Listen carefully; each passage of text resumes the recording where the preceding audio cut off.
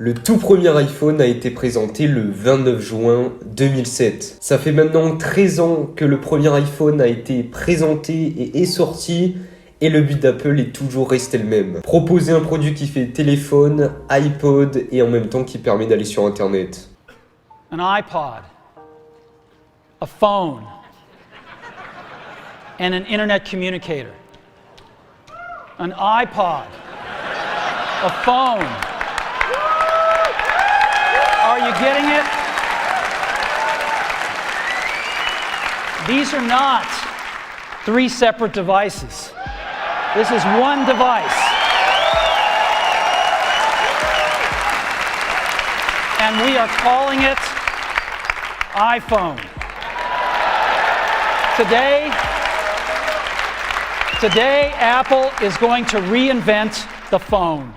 Le 13 octobre dernier a eu lieu la conférence d'Apple présentant les tout nouveaux iPhone 12. Cette année était un petit peu particulière, d'une part avec la crise sanitaire, et d'un autre côté puisqu'il y a eu 4 nouveaux modèles cette année, un modèle de plus par rapport à l'année précédente. On retrouve donc sur le site d'Apple 5 gammes différentes, ce qui complexifie énormément la tâche lorsqu'il s'agit d'en choisir un. On retrouve l'iPhone 12 Pro avec l'iPhone 12 Pro Max, le 12 ainsi que le 12 mini, le SE, le 11 et le 10R. Ça fait au total 7 modèles avec des caractéristiques complètement différentes. Vous dire exactement lequel choisir, je ne peux sûrement pas le faire. En revanche, vous aiguiller sur le modèle qui vous correspond le mieux, ça reste possible. Je cesse de le répéter chaque année, mais votre smartphone va être déterminé par vous, car vous êtes votre propre obstacle et vous-même, vous vous êtes fixé une limite budgétaire. Cependant, à toute tranche tarifaire, il y a un iPhone qui vous correspond, car Apple fait aujourd'hui ce qu'il y a de mieux en termes de durabilité, mais aussi de soutenabilité. Premièrement, commençons par l'iPhone SE à 489 €.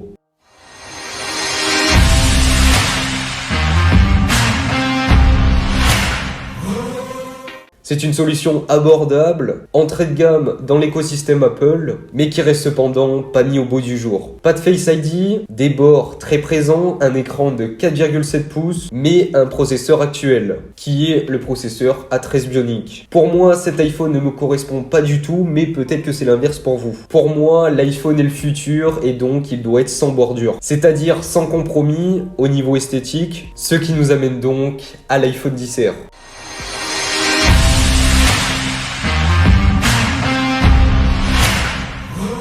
L'iPhone XR est lui aussi présent dans la gamme avec seulement 100 € de plus par rapport au modèle que je viens de vous présenter. Et honnêtement, il me semble plus judicieux de vous le recommander. Je l'utilise maintenant depuis plusieurs mois. D'ailleurs, je vous ai fait une vidéo sur la chaîne YouTube, donc n'hésitez pas à aller voir si ça vous intéresse. Mon avis ne change pas, il est excellent car il permet de goûter au futur. Mais faites attention, c'est traître puisque vous pourrez tout simplement pas revenir à un iPhone précédent avec de grosses bordures. Malgré ces bordures qui sont un petit peu plus épaisses que sur un iPhone avec un écran OLED, ça reste tout de même très bon, même excellent.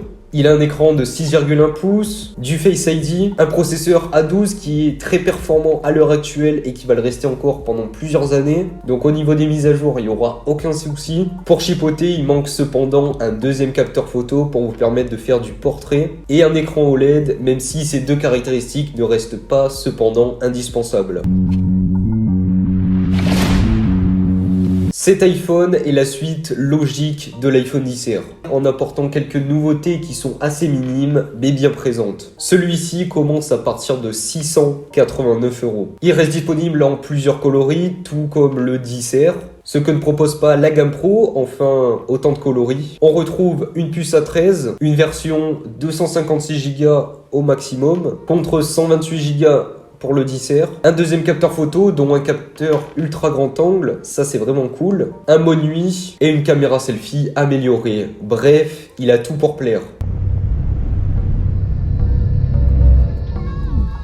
L'iPhone 12 a-t-il sa place lorsqu'on voit tous les modèles qui sont disponibles à l'heure actuelle sur le catalogue d'Apple? La réponse est bien évidemment oui, sinon Apple ne l'aurait pas sorti. Contrairement aux autres, il se décompose en deux modèles, le 12 et le 12 mini. Le 12 a une taille de 6,1 pouces contre 5,4 pouces pour le plus petit. Les deux embarquent la 5G, une puce 14 bionique, la plus puissante d'ailleurs sur le marché actuel, 5 couleurs différentes, un écran OLED, 256 Go de stockage maximum et 2 capteurs photo bien meilleurs que ceux de l'iPhone 11. Pour 809 €, qui appartient tout simplement au plus petit modèle, et 909 € pour le modèle un petit peu plus cher, vous avez ce que c'est faire de mieux Apple avec seulement quelques compromis. Et pour les voir, il faut bien évidemment se focaliser sur les fleurons de cette année, c'est-à-dire l'iPhone 12 Pro et l'iPhone 12 Pro Max.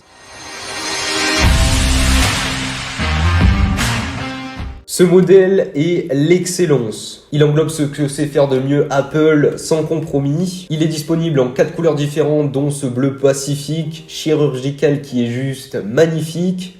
Une vraie dinguerie. D'ailleurs, il y a un nouveau coloris qui est tout simplement le bleu, mais qui est aussi disponible sur l'iPhone 12 et l'iPhone 12 mini. Mais sauf que ça me rappelle un petit peu la couleur gouache que j'avais en 6ème lorsque j'allais en art plastique. Le stockage est quant à lui étendu par rapport à ses prédécesseurs, lui laissant place à 512 Go. Il y a deux tailles d'écran, 6,1 pouces et 6,7 pouces pour le modèle le plus grand. Un écran OLED bien évidemment, une puce A14 bionique et 4 capteurs photo dont un qui est réservé à la réalité augmentée. D'ailleurs, ils vont vous permettre chacun d'eux de vous filmer en HDR Dolby Vision 60 images par seconde, c'est long. Je tiens tout de même à préciser qu'il y a une différence entre les deux modèles de Pro, donc entre le 12 Pro et le 12 Pro Max. C'est des petites différences mais qui sont notables, notamment lorsqu'on fait de la photo assez précise. Ça va notamment être présent entre la focale et l'obturation. Et enfin, les prix commencent à partir de 1159 € pour le modèle le plus petit et 1259 € pour le modèle le plus grand. Au final, les gammes ont leurs propres arguments. Cependant, il reste 2 ou 3 modèles qui me chagrinent un petit peu. Le SE pour moi reste vraiment présent en tant que chip. Bien évidemment, je respecte le budget de chacun, mais si vous n'avez pas plus à mettre dans un iPhone, et bien partez sur celui-là. Si vous avez un petit peu plus, partez sur un 10R qui fera très bien l'affaire. Comme je le précisais tout à l'heure, je l'ai avec moi et franchement, il marche ultra bien. Ou alors partez sur un 11 si vous voulez tout simplement un capteur ultra grand angle qui selon moi n'est pas indispensable non plus. Enfin, pour ce qui est des modèles présents cette année, c'est-à-dire les modèles des iPhone 12, bien évidemment tout va dépendre de la taille de l'écran, même si j'ai tendance à recommander le 12 mini pour sa praticité notamment. Et le 12 Pro Max pour ses caractéristiques qui sont boostées au max par rapport au 12 Pro. Mais tout ça, bien évidemment, ça va dépendre de la taille que vous voulez et surtout, comme je l'ai répété tout à l'heure, du budget. Merci à tous d'être restés jusqu'à la fin de cette vidéo. J'espère vraiment que ça vous a aidé, que ça vous a éclairci. Je vous dis à la semaine prochaine pour une prochaine vidéo. Comme d'habitude, n'hésitez pas à vous abonner, à lâcher votre plus gros pouce bleu dans la barre des pouces bleus. Et n'hésitez pas aussi à me rejoindre sur Instagram. On se dit à la semaine prochaine. Portez-vous bien. Allez, des bisous!